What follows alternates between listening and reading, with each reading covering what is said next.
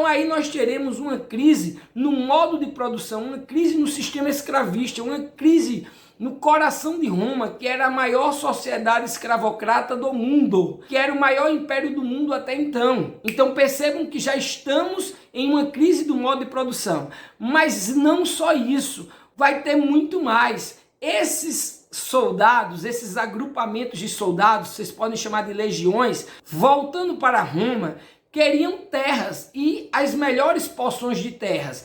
Isso vai gerar conflitos, porque cada um quer as melhores terras. Então cada legião de soldado dessa queria colocar o seu comandante para ser imperador. Vejam o problema. Então em Roma vai explodir, vai pipocar, como a gente diz aqui no Nordeste, diversos conflitos, diversas guerras internas. Por quê? Porque não tem riquezas para todos, porque não tem as melhores terras para todos, porque essa galera de romanos, soldados, não estão morrendo nas guerras e também não tem escravos mais para todo mundo.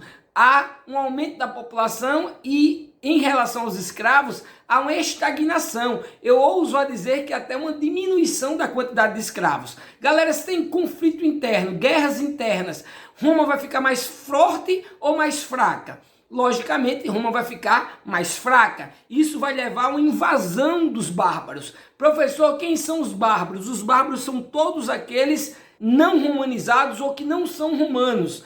O Roma conquistou tudo. E esses povos conquistados, eles chamavam de bárbaros. Esses povos conquistados, percebendo, farejando que Roma estava fraca, começam a atacar o Império Romano, começam a invadir Roma. Então nós temos as invasões bárbaras. Não só isso, há uma outra questão também para a crise de Roma, a religiosa. Cresce em Roma uma nova religião, a religião cristã, uma religião dos de baixo, uma religião dos pobres, uma religião na qual havia um claro desprezo pelas leis romanas. Dai a César o que é de César, disse o maior líder dessa religião, Jesus, que inclusive foi morto, crucificado pelos próprios romanos. Ele foi entregue aos romanos pelos judeus e os romanos o crucificaram, lá com Pôncio Pilatos, para quem é mais religioso e está ligado nisso. Professor, por que a religião cristã foi um problema? Os romanos, a princípio, perseguiam e matavam os cristãos, porque os cristãos, além de desprezarem as normas e a cultura romana e a religião pagã de Roma, né, politeísta de vários deuses, ainda tinha mais, ainda proclamava um novo rei. Isso era um perigo para Roma, que era Jesus. Jesus como rei dos cristãos, como filho de Deus na terra. E quanto mais os romanos perseguiam e matavam os cristãos, mais eles se proliferavam. A cada dia tinha-se mais adeptos ao cristianismo, os primeiros cristãos. E prestem atenção, isso vai ser extremamente importante para nós compreendermos uma das principais características da Idade Média, que é a Igreja Católica no poder. Os cristãos estão surgindo agora, são perseguidos e mortos, mas se proliferam cada vez mais. Nem Roma vai poder virar as costas para os cristãos, ainda mais sendo invadida. Está sendo invadida por povos bárbaros e que internamente tem que travar uma batalha contra diversos romanos que estão se cristianizando. E diga-se de passagem, é uma religião que vai se espalhar, se proliferar pelos pobres romanos, mas também pelos escravos. Lembremos, só para ilustrar a aula, do discurso das bem-aventuranças de Jesus. Bem-aventurados aqueles que choram, porque serão consolados. Bem-aventurados pobres, porque... Enfim, o discurso das bem-aventuranças ilustra bem por que o cristianismo nascente, aquele cristianismo que está surgindo em Roma, se prolifera tanto entre os pobres e os escravos, depois que o cristianismo virou uma religião de ricos. Mas no seu nascimento era uma religião dos de baixo e para os de baixo. E eu me orgulho muito de falar isso porque me auto-intitulo cristão. E o cristianismo que eu valorizo é o cristianismo dos primeiros cristãos, que é muito diferente da maioria do cristianismo que é praticado hoje em dia. Então nós temos o seguinte cenário: conflitos internos dentro de Roma, povos bárbaros invadindo o império e uma religião que persiste em crescer no seio da população romana. O que vai acontecer então? Um grande êxodo urbano. A turma começa a sair de Roma para a zona rural. E nessa zona rural formam os feudos, que vai ser base do mundo medieval com modo de produção feudal ou feudalismo. Mas antes, deixa eu falar para vocês que os romanos tentaram resistir às invasões bárbaras. E para isso, o imperador Diocleciano, por exemplo, dividiu o império em 4 partes, com 4 imperadores, o que nós chamamos de tetrarquia, o poder dividido em 4. Logicamente que não funcionou, os bárbaros continuaram a atacar. Aí, posteriormente a Diocleciano, Teodósio, imperador de Roma, decide o seguinte: dividir o império em 2, Roma Ocidental e Roma Oriental. E isso é extremamente importante para nós entendermos o que está por vir. O Império Oriental ficou com capital em Bizâncio, posteriormente chamada de Constantinopla. Já o Império Ocidental continuou a capital em Roma. Esse Império Oriental ele vai resistir durante 1000 anos. E como a cidade de Constantinopla era chamada de Bizâncio, o nome desse império passa a ser Império Bizantino. Já o Império Ocidental vai ser rapidamente tomado pelos bárbaros e dividido em diversas regiões. Aqui vai ter um êxodo urbano extremamente agressivo e as pessoas passam a morar dentro dos feudos, na zona rural. Então esse Império Ocidental vai mudar o cenário econômico, político e social. Nós teremos um modo de produção feudal. Então percebam, no Oriente e no Ocidente nós teremos momentos distintos do feudalismo. Esse feudalismo que está nascendo na Roma Ocidental não é de uma hora para outra. Primeiro, a Idade Média começa nesse momento, no momento da divisão do Império Romano em 2. Império Oriental, chamado de Bizantino, e o Império Ocidental, que vai ser rapidamente tomado pelos bárbaros e dividido em diversas regiões. E a gente vai falar um pouco sobre ele. Beleza? Aqui começa a Idade Média. O feudalismo em si não é assim, de uma hora para outra. No Império Ocidental, só para se ter uma ideia, no mundo medieval como um todo, o feudalismo só veio se concretizar mesmo a partir do século IX. Então percebam, o Império Romano está se dividindo em 2 lá no século V, o que dá início à Idade Média, mas o feudalismo só passa a vigorar de forma plena lá no século XIX. Beleza? Então vamos para as principais características da passagem da Idade Antiga para a Idade Média. Vamos ler alguns tópicos que eu separei para vocês. Relembrando que marca a passagem da Idade Antiga para a Idade Média é invasão dos bárbaros, divisão do Império Romano e surgimento dos feudos, beleza? Agora vamos ver alguns tópicos que eu separei para vocês sobre esse declínio da Idade Antiga para que nós possamos compreender o mundo medieval. As principais causas do declínio do Império Romano foram, a maioria que eu já falei, mas eu sintetizei em alguns tópicos para vocês poderem tomar nota e ficarem mais por dentro, exercitando também o poder da leitura, além da questão auditiva e visual aqui, que estão me vendo falar e me ouvindo. Vocês também vão poder ler alguns desses tópicos. Preste atenção aqui comigo. As principais causas do declínio do Império Romano foram dificuldade de administração. O império era muito grande e havia complicações para o controle da gestão e da corrupção que assolou. Lembre-se de Diocleciano, que dividiu o império em 4, justamente para tentar solucionar esses problemas e resistir às invasões bárbaras. Invasões bárbaras. O exército precisou proteger o império das investidas de godos, visigodos e ostrogodos, hunos e germânicos, como os francos, ângulos, saxões, vândalos, bretões e bergúndios. Então perceba a quantidade de bárbaros que vão invadir Roma.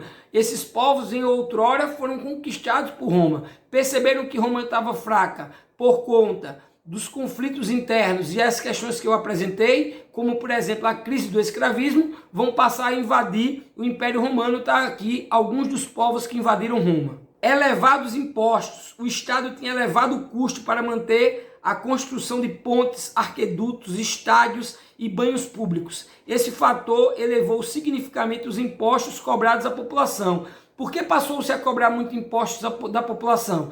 Em especial porque o número de escravos estagnou. Ouso dizer, inclusive, que diminuiu. Lembram que eu falei que não tinha expansão? A expansão romana parou. À medida que não tinha expansão, não tinha conquista de novos escravos. E o governo romano passa a cobrar cada vez mais impostos. religião. Lembra o que eu falei da ascensão do cristianismo? Não esqueçam isso, a ascensão do cristianismo, porque vai ser uma característica extremamente importante da Idade Média. Religião, a expansão do cristianismo, que não admitia outros deuses. Roma era politeísta, acreditava em vários deuses. Escassez de escravos, olha aí a crise do modo de produção que eu falei. A redução das batalhas por conquistas de novos territórios prejudicou o sistema de renovação de escravos. Não tinha conquista, consequentemente não tinha escravos. Isto é um dos pontos principais da queda do Império Romano. Por quê? Porque foi uma crise no sistema de produção, no modo de produção, no escravismo, beleza? Pois bem, é a partir dessa crise da Idade Antiga que nós temos o surgimento, o advento da Idade Média. A Idade Média é o período da história geral que se inicia no século V, logo após a queda do Império Romano do Ocidente. Lembram que eu falei que o Império do Ocidente vai ser rapidamente tomado pelos bárbaros, que vão dividir o Império em várias partes e vai ter um grande êxodo urbano, todo mundo vai para a zona rural e nessa zona rural se formam os feudos, tendo início o modo de produção feudal. Mas continuemos. E termina no século XV com a conquista de Constantinopla pelo Império Turco-Otomano. Lembra, o Império Ocidental vai ser rapidamente tomado pelos bárbaros, mas o Império Oriental, o Império Bizantino, se mantém. E é quando a sua capital, Constantinopla, é invadida e tomada pelos turcos otomanos que nós temos o fim da Idade Média. Então a Idade Média vai do século V ao século XV. São quase 1000 anos de história, 1000 anos de Idade Média, do que convencionou se chamar Idade Medieval. Logo, como a Idade Média é um período muito extenso da história, convencionou-se a dividi-la em dois momentos. Momento da Alta Idade Média e da Baixa Idade Média. Durante a Alta Idade Média, nós temos as características da Idade Média que veremos de forma mais proeminentes. Já na Baixa Idade Média, nós já estamos saindo da Idade Média para a Idade Moderna, beleza? As principais características da Idade Média. Agora sim, chegamos ao tão esperado momento. Essas informações aqui lhe garantem, eu lhe dou a minha palavra, que você vai acertar 90% das questões de Idade Média só lembrando dessas informações. E aí eu não quero que você decore, eu quero que você compreenda, eu quero que você tenha a capacidade de pensar o mundo medieval e pensar essas características acontecendo, uma Idade Média viva na sua memória. Então vem comigo. Ascensão do cristianismo, poder político descentralizado, poder político da Igreja Católica, teocentrismo, feudalismo e sistema de vassalagem. Essas são as 5 principais características da Idade Média que, se você lembrar, você vai matar 90% das questões de Idade Média que venham a cair no Enem. Não digo 100% porque tem questões que vêm extremamente específicas de algum conteúdo, mas nós veremos aqui todos os conteúdos. Pode cair assuntos específicos da Idade Média que nós veremos aqui e que não estão contemplados nessas principais características. Mas eu vou estar falando de tudo de Idade Média, você não vai perder nada. Então, se assistir a aula por completo, 100% das questões que possam vir a cair sobre Idade Média, você vai matar de certeza. 90% delas, só lembrando dessas principais características que eu vou a partir de agora falar uma a uma. Bom, já falei sobre o cristianismo, agora eu vou falar mais especificamente. O cristianismo vai passar a ser religião oficial de Roma. Então, na Idade Média, o cristianismo vai ter muito poder, sendo hoje, por exemplo, a maior religião do mundo. Ele se estabelece mesmo durante a Idade Média, surge na Idade Antiga, ainda em Roma se torna religião oficial daquele império, e é na Idade Média que ele se estabelece como religião predominante do mundo ocidental. Hoje o cristianismo é religião predominante nas Américas e na Europa, e está espalhado no mundo todo e é a maior religião do mundo. Para tanto, nós precisamos compreender como isso se deu. Isso se deu começando em Roma e em especial durante toda a Idade Média. Em Roma, falei para vocês que os cristãos eram perseguidos e mortos. Só que não dava para estar matando os cristãos e ainda estar enfrentando um inimigo externo, que eram os bárbaros. Vai morrer, vai morrer, entrando em Roma por tudo que é lado. Assim, os romanos não podiam estar preocupados com a turma que está vindo de fora, querendo conquistá-los e ainda travar uma briga interna contra os cristãos. A partir do ano 313 d.C., o imperador de Roma, Constantino, vai permitir o culto cristão em todo o território romano. Não para por aí, viu? Posteriormente, Teodósio, imperador de Roma, percebendo que os cristãos estavam se proliferando cada vez mais e que estavam em número muito grande, por volta de 384, através do Edito de Tessalônica, tornou o cristianismo religião oficial de Roma. Então vejam como o cristianismo nasce e se espalha, cresce e fica tão forte ao ponto do imperador romano tornar o cristianismo a religião oficial de Roma. Então surge o cesaropapismo, a mistura de César e Papa. A título de curiosidade, Papa é o maior líder da Igreja Católica. Por que, professor, surge então a Igreja? Assim como qualquer grupo social, agrupamento social, ou que viria a se tornar uma instituição social, no caso da Igreja Católica, vão começar a se organizar hierarquicamente e surge assim o corpo eclesiástico, que nós hoje chamamos de igreja. A igreja já começa a surgir naqueles momentos ali. E assim como toda e qualquer instituição, vai ter disputa de poder político. O cesaropapismo surge aí. O líder da igreja era o mesmo líder de Roma. O imperador era Papa. O líder do Estado romano, o imperador, era responsável por regular a disciplina e a organização social dos cristãos, exercendo poderes tradicionalmente reservados para a autoridade religiosa, a suprema autoridade religiosa, unificando as funções tendenciais e as funções pontificiais, ou seja, exercia poder no Estado romano e exercia poder na igreja. Aí temos o cesaropapismo, daí se explica muito dos erros cometidos pela igreja. Era uma igreja que já nasce sob o domínio dos imperadores romanos. Daí surge o traço mais forte do cesaropapismo, que é a subordinação da igreja ao Estado romano. Isso enquanto ainda tinha Roma. Mas lembram, Roma vai ser invadida rapidamente pelos bárbaros e vai ruir. Essa igreja agora passará a ter domínio do mundo da Idade Média. Passará a funcionar como Estado. Não existe Estado na Idade Média. Quem funciona como Estado é a Igreja Católica. Percebam, quando você morre, você tem um atestado de óbito. Quando você nasce, você faz a certidão de nascimento. O Estado brasileiro diz se você nasceu e se você morreu. Naquela época não. Como é que eu sei se alguém existe? Através do batistério, por exemplo, se foi batizado ou não. Os documentos oficiais eram os documentos da igreja durante a Idade Média. A igreja passa a ter poder político. Por quê, professor? Porque com a decadência do Império Romano e o êxodo urbano, todo mundo indo para a zona rural, pouco a pouco a igreja passa a ganhar poder político, porque não tem mais um poder centralizado no imperador. Lembre-se, Roma caiu, Roma ruiu. Quem passa então a ter esse poder é quem está em todos os locais desse mundo, onde não há um poder centralizado, que é a igreja. Em cada feudo, em cada lugar, você tem uma igreja e tem um padre, um representante da igreja.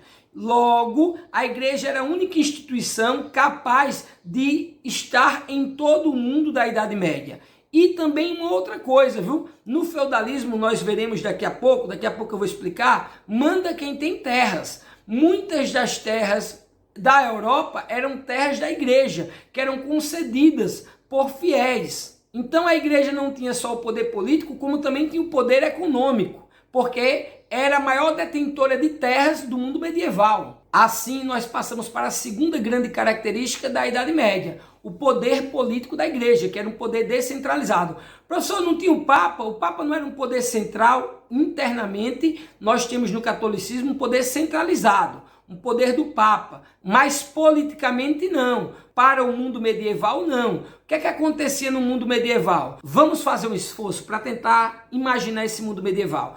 Todo mundo fugindo das cidades para o campo, para a zona rural, porque os bárbaros estão invadindo, beleza? O que é que acontece?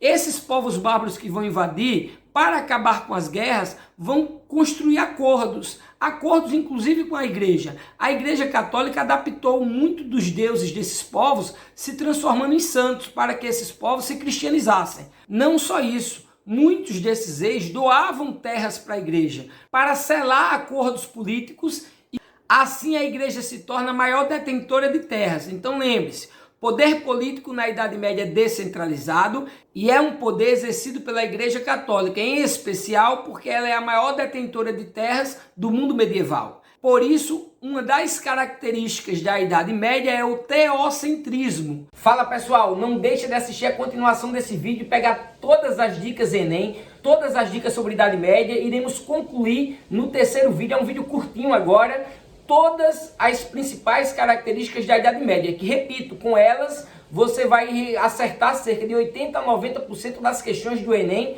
que caem sobre Idade Média. Idade Média são 1000 anos de história, então não deu para fazer um vídeo curto. O vídeo teve que ser dividido em 3 partes e a terceira parte está mais curtinha. Não deixa de conferir para ficar por dentro e de uma vez por todas sacramentar que vai acertar qualquer questão que venha a cair sobre Idade Média. Vídeo 3 vai estar aqui o link na descrição desse vídeo. Não deixe de dar o like, de compartilhar esse vídeo, de ativar o sininho das notificações e se não é inscrito no canal, se inscreve logo agora. Vamos já para o terceiro vídeo?